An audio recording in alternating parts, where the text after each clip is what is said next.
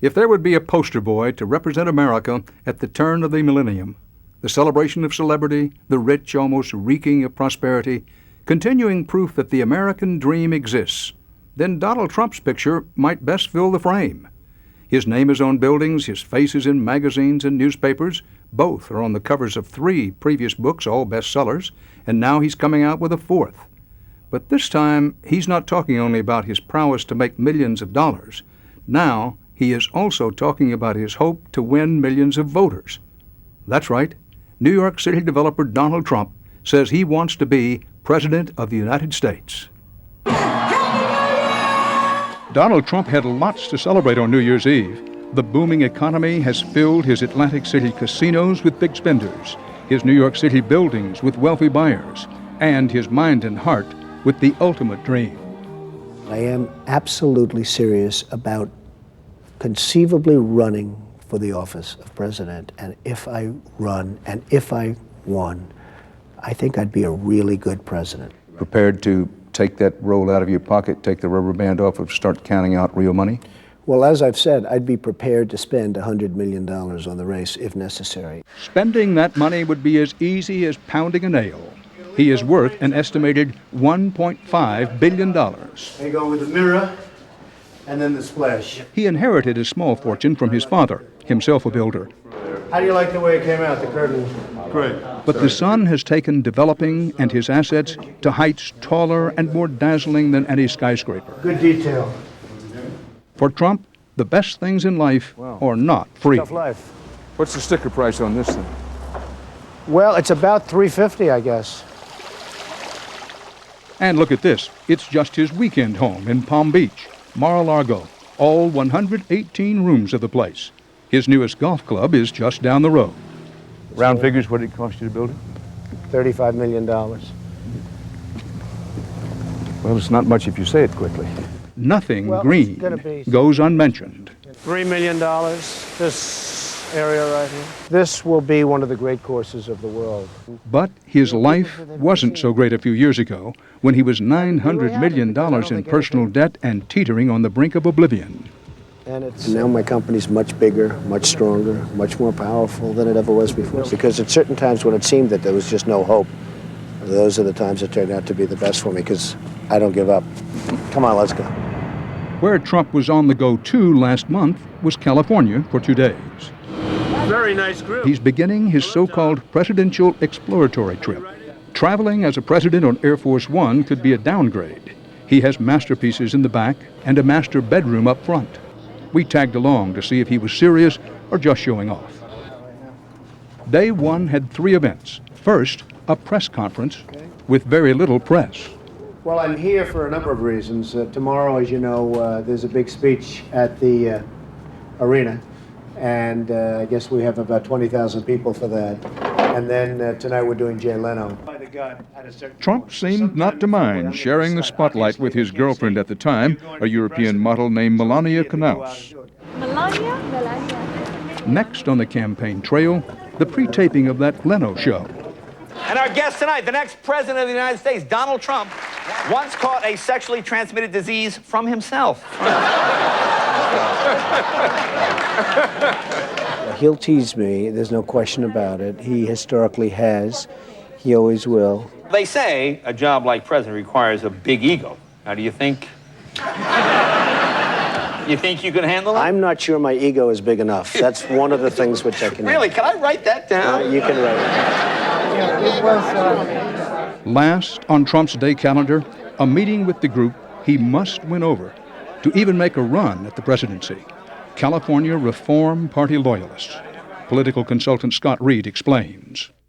The Reform Party was really created back in 1992 when Ross Perot saw a niche, and he saw that the people were disgusted with the direction of the country. And Donald Trump now has stepped back and recognized that he wants to be a major influence in national politics, and he's decided to go out and attempt to become the nominee. Well, it's a great honor to be here. It's a great honor that so many folks have shown up. Tomorrow, and you're all invited as my guest, I'm giving a little speech, and I just heard that 21,000 people are showing up, so I don't know. I think we can... People picking up campaign literature found it to be mostly just promotional stuff for Trump's new book. They felt no better when Trump seemed unaware of the party platform. Well, nobody knows what the Reform Party platform is, to be totally honest with you, because to be honest And with you, he we then have ignored the a Reform variety Party of position not to attack fellow candidates like Pat Buchanan and his new ally, Lenora Falani. So you have an ultra-right and a communist together. This is the partnership. You can have that partnership. We don't want it. Opening night of Trump on the Stump got mixed reviews. I was disappointed because I felt that I thought he was very attacking of other members of the party, which I thought was very disrespectful. I think he came. I think you heard what he had to say, and we're excited. I think he's a con man and ought to go back to New York. Why? Because he's coming out here just trying to destroy our party. That's the way I look at it. The way Trump looks at it, he's at least better than everyone else in the race, beginning with John Think about it a McCain. little bit. I mean, he was captured. And he flew Does- combat let me ask you a missions with question. Does distinction. being captured make you a hero? I don't know. I'm not sure. George W. Bush. Well, so far I've been very, very saddened by the fact that he certainly doesn't seem like Albert Einstein. Do you think he'd been governor if his father had not been president? No. Well, Bill Bradley. A man who I just don't have tremendously high regard for, and I think he'd be a terrible president. The late Sam Rayburn of Texas was quoted once as saying of the people Lyndon Johnson picked around him, "I'd feel better if they'd at least run for sheriff one time in their life."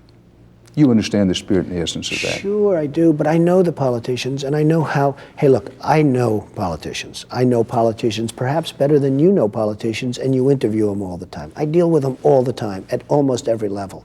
Well, certainly you've given him more money than I have. I've given them a lot of money, and they come to my office and they ask for a lot of money, and within the system, I give it. And I mean, I know these folks well, and some are dumber than a rock. And I know who they are. I know the smart ones, I know the not so smart ones, and I know that I can do a very good job. The only job Trump is doing, according to marketing expert Jack Trout, is a snow job. It's one of the great media scams, I think, of all time, from his point of view. I don't think Donald accepts any bad press. I think just as long as you spell his name right, I think he's pleased. Then why is he doing it? Well, I think in his own mind, beyond feeding his ego, I think he sees it as a help to his business, because there's also Trump the brand, as well as Trump the ego, and he has his name on everything. Trump the brand and Trump the ego. Both at play. Part of what Donald Trump is about is selling the name. And how better to sell the name than to run for president? Am I wrong about that? I can understand it, Dan, and I'm not holding you. I haven't changed my opinion of you at all by you saying that. But the fact is that I'm very serious about it. I'm looking at it very seriously, and I wouldn't be surprised if I said yes. Let's talk about your values. What are your values? Well, I think I'm a great father. I have fantastic children, 4 great children, and I believe in family, I believe in marriage, I believe in religion. You said you value family? I do value family. In fact, I think the biggest disappointment was that I haven't had the kind of marriage that I had hoped I would. But they have been the kind the gossip press loves. There was Ivana, the divorce. She then ridiculed him with the name The Donald. Then there was Marla. First the headline, the best sex I ever had, and then the marriage. And tonight we had the perfect ceremony that was blessed by God. So. The divorce was 6 years later. As a person, as a man, what's the best thing about him? He's a loyal man. And what's the worst thing about him? I don't have the worst thing. Well, there has to be something. Nobody's perfect. I don't have it. He's done a good job. Wow. Donald, I think you would agree, this is not your average thinking about running for president picture. I would say this is a little bit different. I agree with that. This is a little bit different. And different, too, was the main event on his second day of campaigning in California. Amazing man, Donald Trump! Remember those 21,000 people Trump said were waiting for him? It turns out they were there for motivational speaker Tony Robbins. Trump was the paid entertainment. He says his fee was $100,000. His message appeared less high-minded than mean-spirited. Get even. When somebody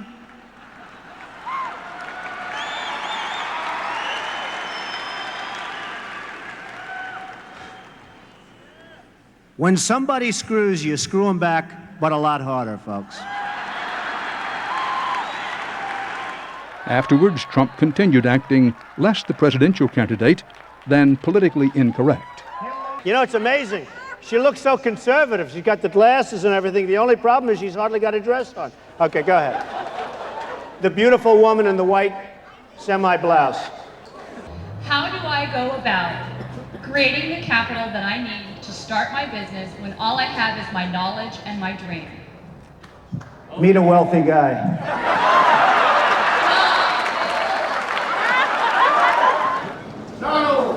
Hello, fellas. How you doing, babe? How you doing, fellas? It should not be surprising that Trump has some popularity with the kind of people building his newest skyscraper, blue-collar working men.